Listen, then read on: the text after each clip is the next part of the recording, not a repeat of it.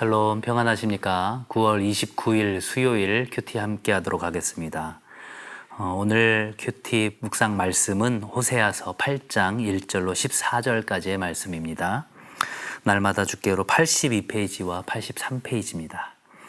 오늘 큐티의 제목은 이렇게 되어 있죠. 하나님을 대신할 수 있는 것은 없다. 하나님을 대신하여서 무엇인가를 추구했었던 그 북이스라엘 백성들을 향한 하나님의 심판의 메시지를 통해서 우리가 영적으로 얻을 수 있는 교훈을 확인해 보도록 하겠습니다.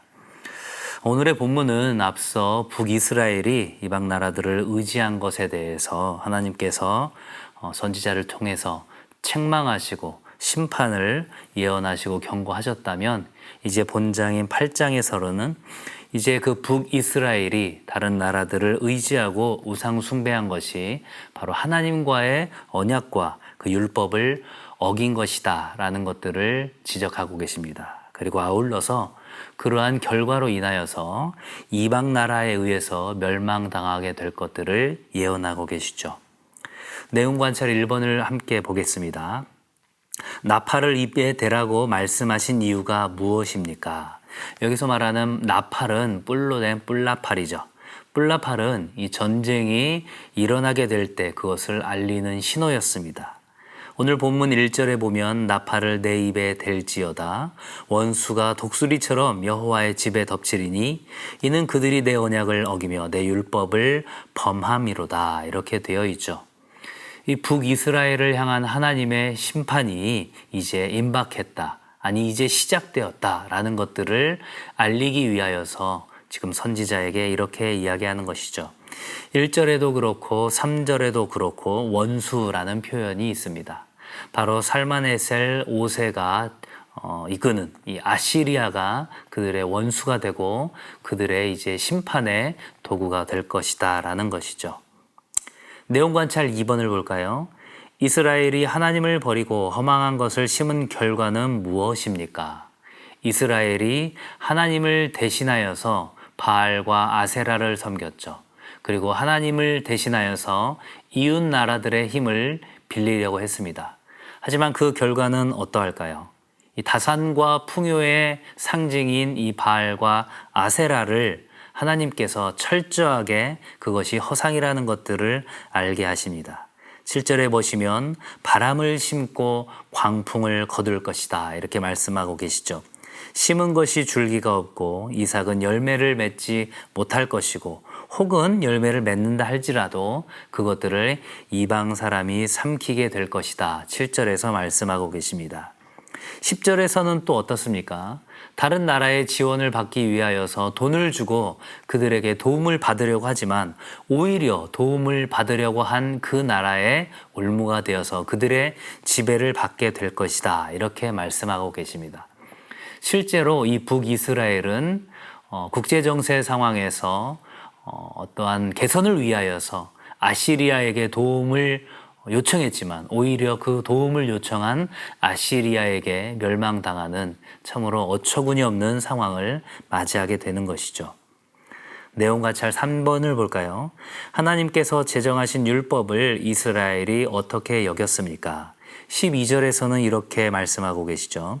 내가 그를 위하여 내 율법을 10,000가지로 기록하였으나 그들은 이상한 것으로 여기도다.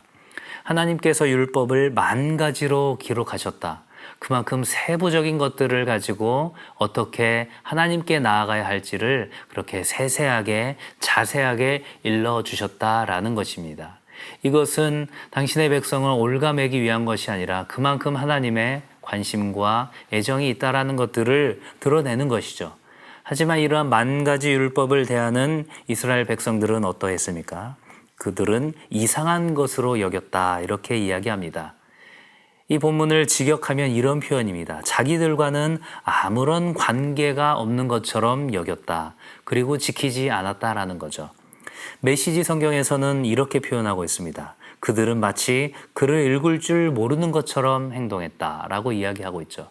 자기들과는 아무런 상관이 없는 것으로 생각하고 지킬 생각을 하지 않았다라는 것입니다.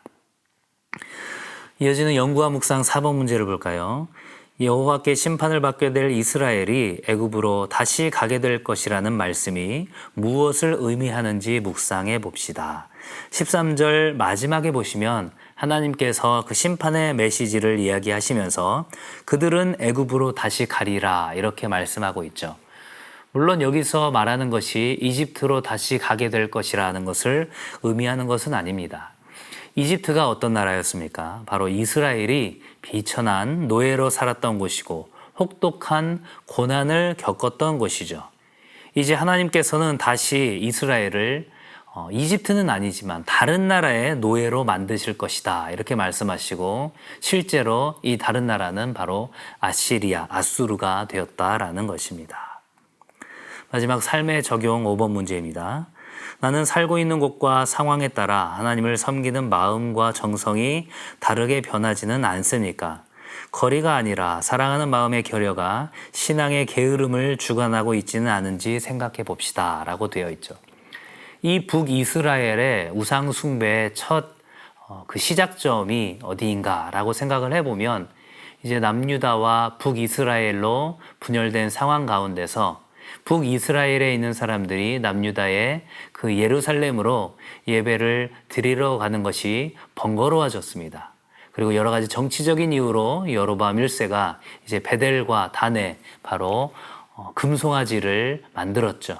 사마리아에 세워진 그 금송아지, 그것을 숭배함으로써 그들은 여호와 하나님께 예배를 드리고 있다라고 착각하기 시작했습니다.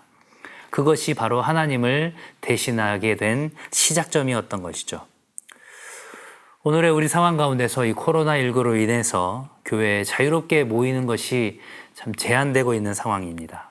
하지만 내가 있는 곳이 바로 하나님의 임재가 있는 곳이고 내가 바로 언제 어디서든 하나님께 예배하는 예배자로 나가야 한다라는 것들을 기억해야 할 것입니다. 그리고 어떤 상황 속에서도 주일에 드려지는 이 공예배를 내가 어떻게든 성수를 하겠다라는 그 주일 성수의 마음을 지키며 나가야 할 것입니다. 하나님을 대신하고 있는 그 무엇이 있다면 그 무엇이더라도 그 우상을 제거해야 하는 것이겠죠. 팀 켈러 목사님께서는 내가 만든 신이라는 그 책의 서문에서 이렇게 이야기하고 있습니다. 내가 만든 신은 반드시 나를 배신한다. 왜냐하면 그것은 내가 만든 신이고 하나님이 아니기 때문이죠. 하나님을 대신할 수 있는 것은 그 어느 것도 없다라는 것들을 생각하면서 온전히 하나님의 하나님 되심을 인정하며 하나님의 주권을 인정하며 하나님을 섬기며 나가는 우리 모두가 될 수 있기를 주님의 이름으로 간절히 축원합니다. 감사합니다.